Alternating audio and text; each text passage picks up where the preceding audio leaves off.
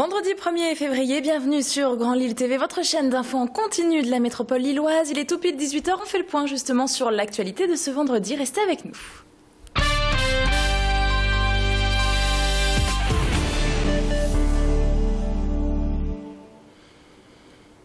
Et 30 ans qui s'écroulent en quelques minutes. Ce matin, un couple habitant rue Denis du Péage à Marquette-les-Lilles a vu sa maison démolie, déjà en partie détruite depuis lundi. Une opération délicate puisque pour les responsables des travaux, l'enjeu était de préserver la maison mitoyenne. Voilà pourquoi l'habitation a été démolie aux 3/4 jusqu'à la porte d'entrée. Je vous propose tout de suite de voir les images et les réactions avec Tanguy Lécluse.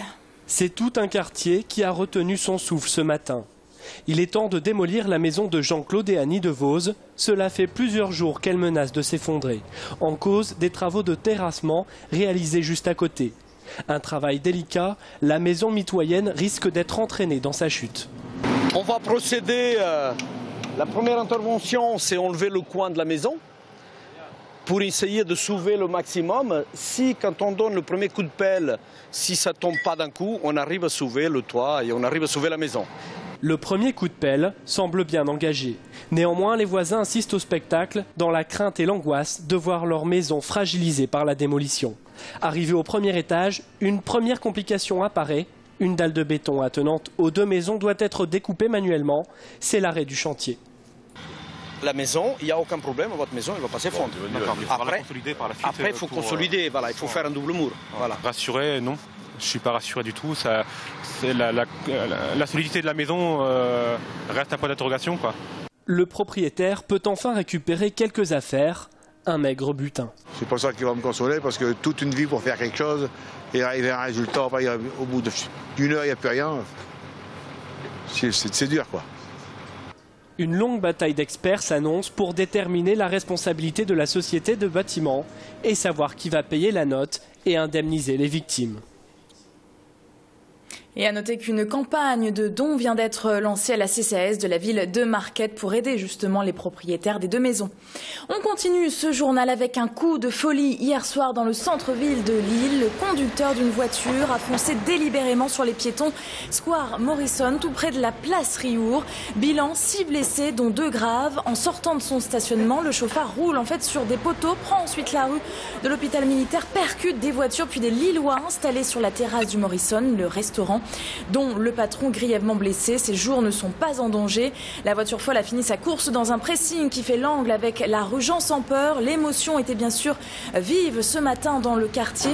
Je vous propose d'écouter l'adjoint à la sécurité de Lille qui était justement présent ce matin pour faire un petit peu le point. On l'écoute au micro de Mathilde Espinas. Quand on voit d'une part l'état des potelets, surtout qu'il a fini sa course dans la façade ici, pour redétruire d'autres potelets qui sont quand même en acier. C'est des choses qui sont très solides. Et surtout d'avoir enfoncé une voiture qui s'est retrouvée quasiment au milieu de la route en ayant fait déplacer 4 autres voitures, ça laisse imaginer quand même la violence du choc. Le gouvernement Ayrault s'attaque à la pauvreté dans notre pays et nouvelle mesure pour la combattre. Le nombre d'enfants issus de familles pauvres accueillis dans les crèches devra désormais atteindre un minimum de 10%. Cette pauvreté touche un enfant sur 5. Reportage à la Halte Galerie du centre de la petite enfance à Lille où 90% des enfants sont d'origine modeste.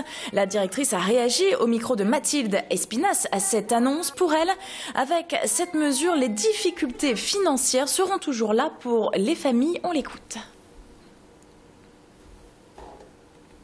Accueillir 10% d'enfants de familles nécessiteuses ou de familles avec des petites ressources en crèche, je pense que ça se fait déjà, heureusement, d'accueillir des enfants qui sont peut-être un peu moins favorisés en structure petite enfance. Maintenant, encore faut-il aider ces familles à financer la crèche parce que ça représente un coût et est-ce que ces familles seront en possibilité de pouvoir bénéficier et profiter vraiment de ce qui leur sera offert parce que ça induit un coût. Vendredi, on parle sport bien sûr et de foot avec le LOSC qui vient de terminer son mercato marqué par l'arrivée de deux petits jeunes, Florian Thauvin et Souelo Meïté, et le LOSC qui pense maintenant bien sûr à son match de demain soir à domicile contre Troyes. Les Dogs qui doivent absolument gagner contre les avant-derniers du classement s'ils veulent espérer accéder aux places européennes. Pour l'instant, ils pointent à la 11e place du classement de Ligue 1 après 22 journées. Demain, ce sera la 23e au Grand Stade. Je vous propose justement d'écouter Rudy Garcia qui a fait le point hier soir sur les derniers jours, justement les tout dernières journées de championnat et sur le match de demain soir. Donc à domicile, on l'écoute. Tous les matchs vont être importants. Après, ce qui compte, c'est qu'on soit capable de garder le niveau de performance qu'on a eu à Paris notamment. Parce que c'est le match le plus récent, dans un contexte difficile. Voilà, donc moi, mon rôle, c'est de leur imposer ce niveau d'exigence ou ce niveau élevé de performance. Et c'est là-dessus que je vais axer, effectivement, et que j'ai déjà axé après le PSG, la préparation du match. Il faut qu'on soit capable de bien jouer, d'être solidaire, de poser des problèmes à l'adversaire. Coup d'envoi donc demain soir au Grand Stade de Lille et on aura l'occasion d'entendre Rudy Garcia sur l'arrivée de David Beckham au PSG.